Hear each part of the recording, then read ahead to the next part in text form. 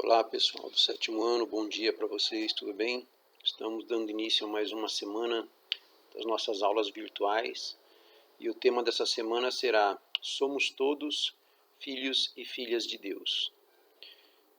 Essa afirmação ela é muito importante nos dias de hoje porque nós vivemos em um mundo onde infelizmente ainda persistem situações históricas, concretas, onde as relações entre as pessoas manifestam realidades, emoções, sentimentos, práticas que contribuem para a destruição dessa ideia de que todos fazemos parte de uma grande família, a família dos filhos e das filhas de Deus. Por isso é importante que nós façamos um momento de recordação e também de resgate dessa afirmação e de tudo aquilo que ela significa.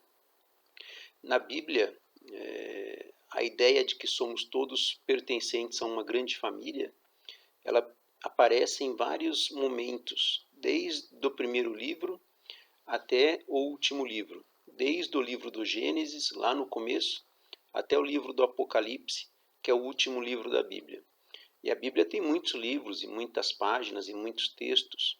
Então, ao dizer que em toda a Bíblia os autores e as autoras dos textos descrevem a humanidade como sendo uma grande família, eu estou afirmando que essa ideia é muito importante na concepção de Deus e também ela é muito importante na interpretação que os autores da Bíblia, que as autoras da Bíblia fizeram, a partir da experiência que eles e elas tiveram com Deus. Para nós hoje e durante essa semana, será importante que nós tenhamos muito claro na nossa mente o seguinte: vivemos, portanto, nesse mundo difícil, às vezes conturbado, mas ao mesmo tempo em um mundo cheio de oportunidades que permitem a todos nós fortalecermos nossos vínculos de amor, nossos vínculos de paz, nossos vínculos de respeito, nossos vínculos de solidariedade.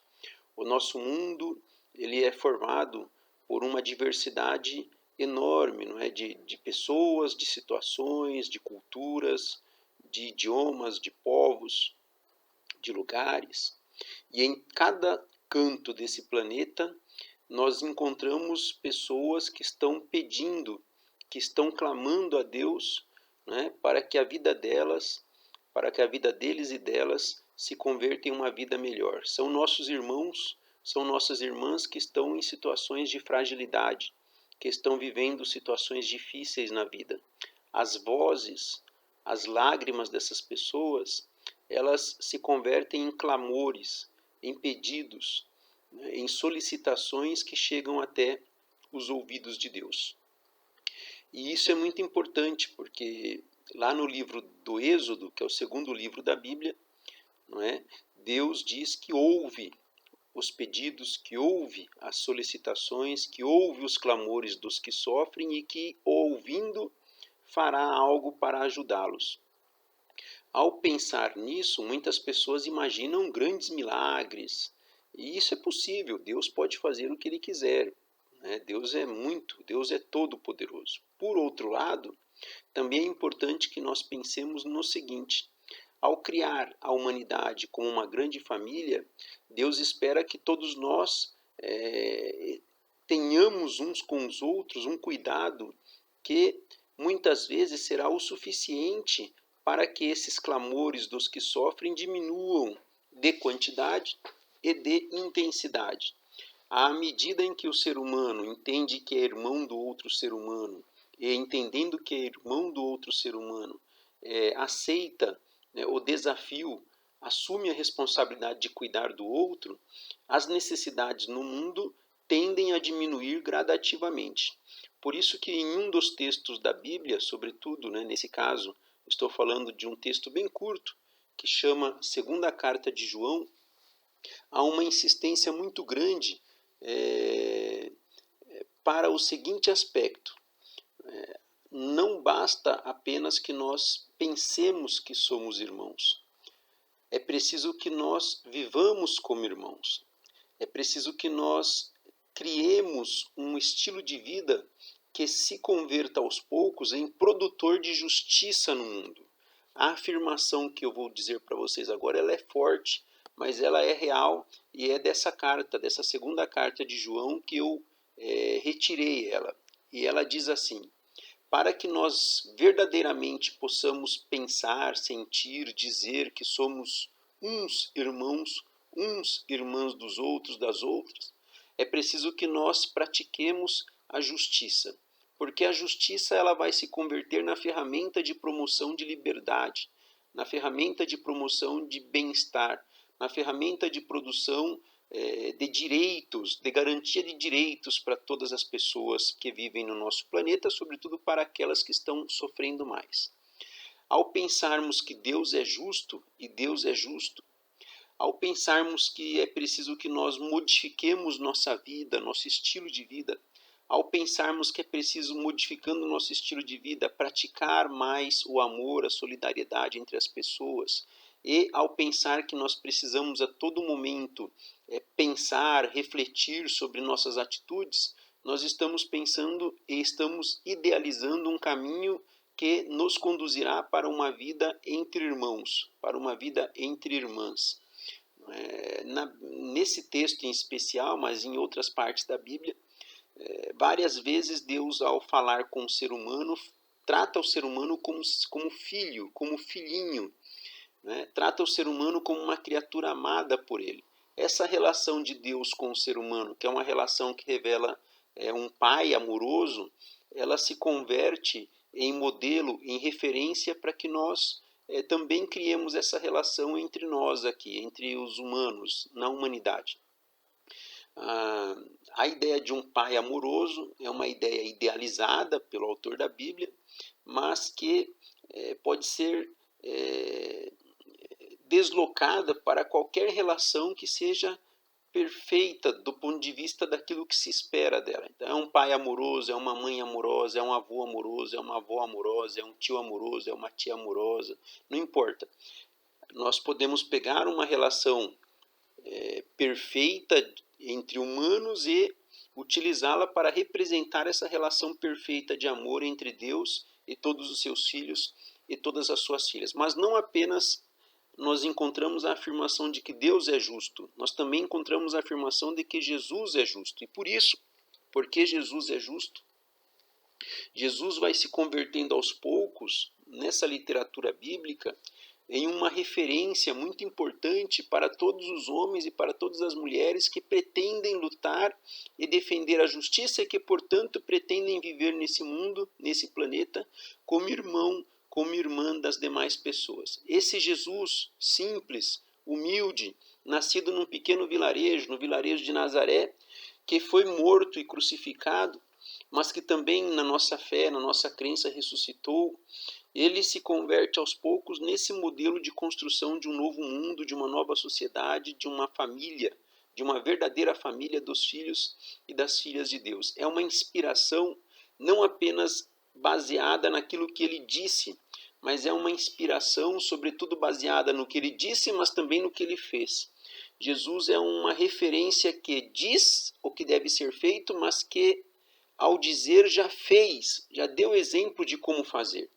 Portanto, não é apenas um discurso bonito, é também uma prática de vida, de luta bonita, que, portanto, é uma boa referência para todos nós. E olha que a vida dele não foi fácil.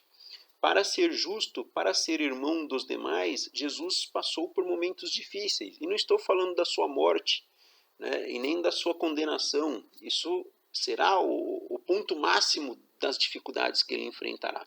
Mas estou falando do anterior a esse processo de morte e condenação, que foram todas as acusações das quais Jesus foi vítima, e não só ele, mas as pessoas que viviam ao lado dele. Né? Jesus foi acusado, vejam que curioso, em muitas vezes de ser um homem injusto, e as pessoas que viviam ao lado dele de serem pessoas também injustas. Afinal, como é possível que as pessoas seguissem alguém que não praticava a justiça? Mas a ideia que as pessoas, que os entendidos da época de Jesus tinham de justiça, era uma ideia que não estava correta. Para eles, ser justo era apenas respeitar normas de comportamento.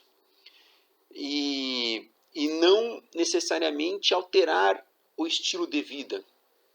E Jesus inaugura uma nova reflexão sobre a justiça que exige o cumprimento das regras que são essenciais, não é? Mas que também exige uma alteração de conduta, uma mudança de comportamento. E era isso que as pessoas não aceitavam em Jesus, esse convite para uma vida diferente, para uma vida justa. Por que não?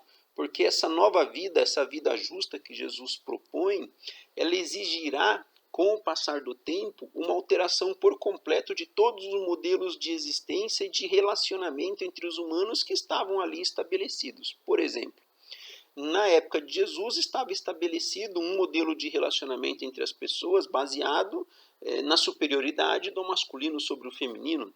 Jesus não aceitava isso.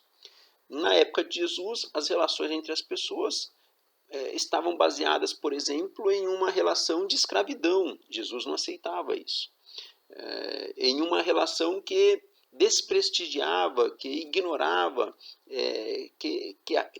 que condenava ao abandono pessoas que Jesus acolhia, como por exemplo pecadores, como por exemplo doentes, como por exemplo deficientes, né? Ou físicos, ou intelectuais, enfim. Jesus acolhia todas essas pessoas e dava a elas dignidade ao acolhê-las e mostrava para elas que ele era irmão delas de verdade. Porque esse acolhimento, ele era uma ação, ele era uma prática que gerava vida nova, que resgatava a dignidade dessas pessoas, né? Porque sem essa ação elas ficavam abandonadas à sua própria sorte. Por isso Jesus é a referência maior para todas as pessoas que pretendam ser de fato irmã dos demais, pertencentes à grande família de Deus, porque Jesus praticava a justiça. E essa justiça era uma justiça que libertava, era uma justiça que emancipava as pessoas, uma justiça emancipatória, uma justiça libertadora. Vejam o que diz esse texto do Evangelho de São Mateus. Se a justiça de vocês não superar a dos doutores da lei e a dos fariseus, vocês não entrarão no reino dos céus. Como era a justiça dos doutores da lei e dos fariseus? Uma justiça só da fala. E a justiça que Jesus exige das pessoas que andavam com ele era uma justiça que extrapolava o discurso bonito e que exigia um comportamento reto, um comportamento adequado, um comportamento que realmente manifestava um defensor, uma defensora da justiça de Deus no mundo. Esse Deus que é pai, ele trata os seus filhos com um carinho enorme, com um carinho gigantesco. E isso também nos convida a viver essa justiça entre nós, alterando o nosso humor, alterando a forma que nós falamos com as pessoas, alterando a forma que nós nos aproximamos das pessoas, alterando a forma que nós interagimos com as pessoas, que deve ser sempre uma forma de agir, de falar, de interagir, baseada nesse carinho, nesse afeto, nessa proximidade, nessa acolhida perfeita que é a acolhida de Deus para todos nós. Só que, como eu disse antes, ao fazer tudo isso, ao propor tudo isso, Jesus arrebentava, né, cortava as correntes que mantinham pessoas aprisionadas. Por quê? Porque ele está criticando um estilo de vida que estava consolidado há muito tempo já, e na época dele também, que era baseado em uma hierarquia social. E Jesus não tratava as pessoas pelas coisas que as pessoas tinham. Jesus tratava as pessoas porque eram pessoas. Jesus tratava com as pessoas porque simplesmente eram pessoas, eram filhos, eram filhas de Deus. E na época de Jesus as pessoas tratavam melhor quem tinha mais condição e tratavam pior quem tinha menos condição. Já disse antes e repito, a escravidão ela vai ser discutida nessa forma que Jesus propõe de alternativa de vida, né? Porque ele acolhe os escravos e nas comunidades que depois vão ser fundadas, tendo como inspiração Jesus, né? Essas comunidades também acolherão os escravos, as escravas, e dentro das comunidades elas não serão tratadas como escravos e escravas, elas serão tratadas como filhos e filhas de Deus, como irmãos, como irmãs. Esse modelo de vida de Jesus, que é um modelo de vida justo, ou um modelo de vida baseado na justiça, ele rompe, ele quebra as amarras, os cadeados, as correntes, as mordaças que condenam pessoas a viverem na marginalidade, a viverem abandonadas, porque elas viviam assim, porque aquele era um mundo injusto, aquele era um mundo de pecado, aquele era um mundo de opressão. Mas não é um pecado como contar uma mentira, que não está certo. Não é um pecado como pegar o que não é de alguém, o que não está certo. Nesse caso, é um pecado maior ainda do que isso. É um pecado de estrutura. Existe um modelo, existe uma estrutura, né, que aos poucos foi sendo feita e que ela é muito forte, ela resiste, né, quando alguém tenta propor alternativas a ela, e é uma estrutura como se fosse uma grande máquina que vai arrebentando as coisas, vai destruindo o ser humano aos poucos, ela vai aniquilando o ser humano, ela vai destruindo a esperança das pessoas. E a justiça de Deus é justamente um movimento contrário, é o de renovação, é o de criação a todo momento, é o de respeito às expectativas e às esperanças das pessoas. É o de construção de paz, de construção de amor, de construção de justiça. Vejam como é diferente. Então, se você tem uma máquina, né, uma grande roda girando e destruindo, você tem um outro movimento que vem no sentido contrário, que é produtor de vida, que tenta resgatar as pessoas da marginalidade, que tenta fazer a vida ressurgir, brotar a todo instante e mostrar toda a sua beleza, toda a sua força, toda a sua alegria. É um movimento de criação que se opõe a um movimento de destruição. E é isso que nós devemos fazer como pessoas que buscam boas inspirações, se nós vermos em Jesus esse modelo, essa inspiração positiva. Lutar a todo instante, de forma incansável, e não desanimar jamais, para que um mundo que às vezes destrói se converta aos poucos em um mundo que apenas constrói. E constrói o quê?